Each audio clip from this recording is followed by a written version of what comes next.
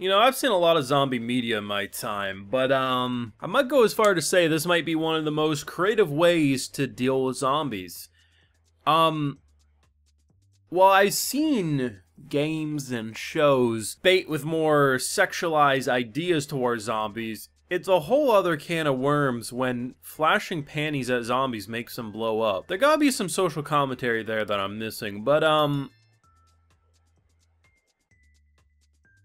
this show's been weird from pretty much minute one, and it's not necessarily that this episode made it more weird, it's just a different style of the same level of weird that we've been dealing with for all 7 of these episodes now. I'll admit, the girl not being a zombie caught me by surprise initially.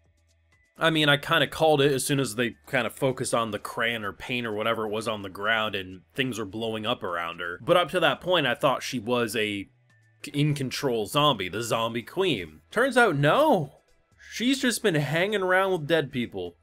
And they've been obeying her, and if you sing songs like, I don't even remember what it was, but it was, this might be the greatest anime soundtrack of all time, them on the train for like 10 seconds, singing the most innocent yet sexual song possible, and blowing up zombies like they're in a minefield, as she's flat. I'm just like, how do you even explain this episode to someone who doesn't watch this show? Because even if that sounds like the greatest thing ever to them, this was only one stop out of a dozen. Fantastic. Full live reaction to Train to the End of the World over on my Patreon. If you want to see my full link of thought to this or any of these episodes, it's going to be over there exclusively. So, I couldn't wait.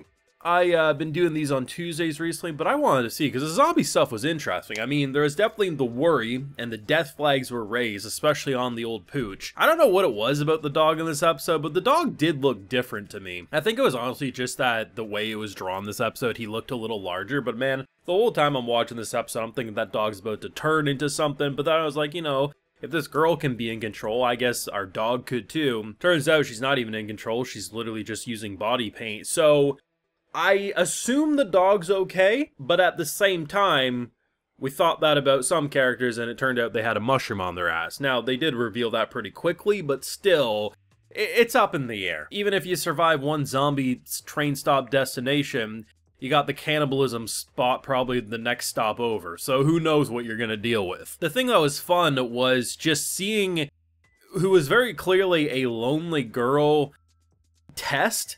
Now, it's kind of hilarious because I'm like, there's no way she actually didn't immediately see through that they were all humans. But, I mean, maybe. Maybe she was being honest, and she was literally testing them, and as soon as they started demanding and wanting things, that was how she knew they weren't zombies. Maybe that's true, but she can't be that dumb. The idea from the udon to them playing the video games and how she's like, aha, you're not zombie. It's like, you don't say. The most shitty of face makeup. That didn't throw you off? Wow, you must be Einstein. You must be Sherlock Holmes cracking the code. But the thing is it was fun. And the thing I do like about the formula of this show is that while there is a ridiculous number of spots that they have to stop at in terms of like destinations, some they just drive through, some we may not see, they focus on a small handful that are actually going to get importance, whether it's the everyone's small in this area, the zombies, you know, the mushroom people, stuff like that. And I think, you know, by the time we get to probably episode 9 or 10, we're probably pretty close, if not to our destination. And I imagine it's going to be the most normal looking location. We're going to come out of this train looking like war heroes. We're going to be wiping off the dirt. We're like, okay, here we are. And it's just going to look normal before the fall. And that's when things are going to get crazy. Like, not just like, oh, that's a visual, wow, what am I seeing? It's going to get real insane. But until we get there, we're seeing the most like, anyone who's seen Courage the Cowardly Dog can probably agree. Some of the zombie shots, when they're in the pile and stuff, looked like how Courage the Cowardly Dog would detail like a zombie about to attack poor little Courage. There's something so creative about the art direction about this show. And the animation is actually pretty good too. There's a lot of expression with like characters like their bodies being like almost elongated and just super reactive, almost like Scooby-Doo level freakouts. But just like the art direction, the number of times they pull away and you say, that is a background shot. That is so cool. Like, there's just style to the show. But rather than it just being a visual, stylistic show that has no substance, you generally want to see the cast bond, heal, even if it was the worst apology you ever heard. At least, you know, they're starting to bond again, and we're on our way to save our friend, or at least hopefully do so. It just feels like you actually care about the journey, because the reason why, you know, stuff that, you know, like A Place Further Than the Universe, or hell, even Girls' Last Tour. Girls' Last Tour is more in line with the vibe of a show like this, but even like, you know, Place Further Than the Universe, it was all about how those characters bond, right? And I like the idea that, you know, at the end of the world, how would people stick together? Because the thing that this show did that was smart was that rather than it just starting with the insanity and we had to get used to it alongside these characters, they've been used to it since the show pretty much started. So it's like, all these stops don't make them necessarily raise an eyebrow in the way of like, I can't believe that's real. It's more of, I didn't think that was possible, but that's how our world is anymore. So it just lets us have the whiplash of, bitch, are you serious? Are you just gonna let this happen? Like, what is going on? But for them, it's just another day in their life. And I think that does make for a really interesting atmosphere. So then they're bonding, you can feel like, yeah, they're actually having these teenage girl problems and drama, because even though the world's technically ended and became this mess, they're used to it. So it actually lets their issues feel relevant for them, rather than us saying, are they really worrying about their friend issues that are so basic and mundane when there's zombies outside their door? Zombies being outside their door are just expected, because they could have werewolves, they could have aliens, who knows what's going to be there. That's just a day in their life anymore, and I think that's a really interesting formula. This has been a great show.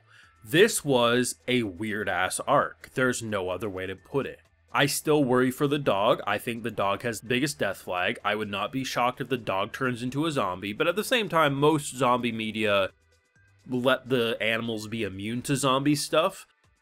But then again, most media don't let you flash zombies' panties to explode them, or sing the most dumbass, flirtatious song to get them to explode. So I don't think we can apply typical zombie logic to a show that's not trying to go with typical zombie logic. But either way, that was fun. They did kind of make me salty, because I thought she actually was going to be on the train with us. I was like, sure, bring in a new cast member. She seems fun, and I guess that was too much to ask for, but good episode. Weird as hell episode, but good nonetheless. Let me know what you thought down below. Leave a like if you enjoyed, subscribe if you're new around here. Of course, ring that bell so you can know if I want to upload more, and like I mentioned, check out those full live reactions over on Patreon. And hey, while you're over there, I'll also give you a video shout out. Alrighty, so today we got Dark Lord Dashi, Kim Andre Olsen, Gavin Lee, Dread Seed, Jacob Winslow, and we also have Dominic Hamby. So I appreciate the support, everyone. Please take care and have a good one.